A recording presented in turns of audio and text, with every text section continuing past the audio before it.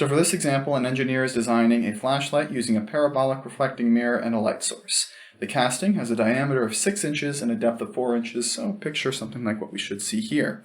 What is the equation of the parabola used to shape the mirror, and at what point should the light source be placed relative to the mirror's vertex? That is, where should we place the light source so that we get the most amount there?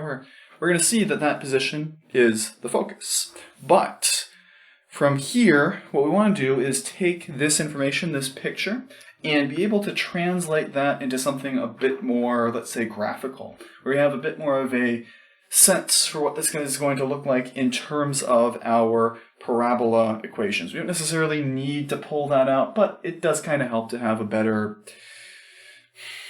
let's say, Cartesian intuition in terms of what we're trying to find. Where we can see here that if we build this around the origin for the sake of convenience, we will have a parabola that opens upward from that vertex at the origin and goes to the points 3, 4 and negative 3, 4. Because it has to have that diameter of 6 inches, it means each side gets out to 3 when it is 4 inches tall.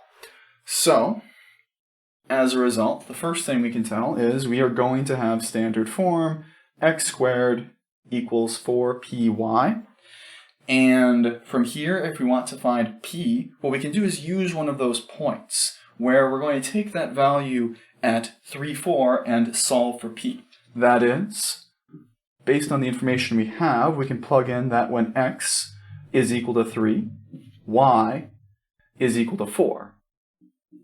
And from that, just multiply stuff out, solve for p, and we'll get 9 is equal to 16p, or if you prefer, and most would, p is equal to 9 over 16. And because p is equal to 9 over 16, that tells us our general form can be rewritten as x squared is equal to 4 times 9 over 16y. Multiply 4 in with the 16, it cancels, and you get 9/4 y.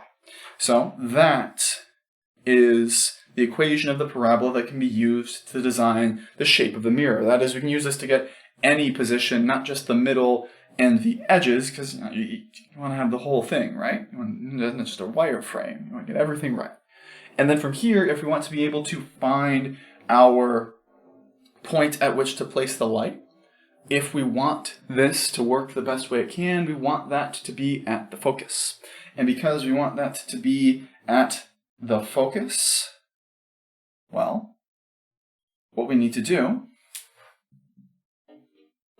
is take that origin, that vertex, and add to the y-coordinate p, because we're in the vertically opening arrangement, which tells us that we want to place that light source at the point 0, 9/16. And this is basically all we're going to see here for parabolas.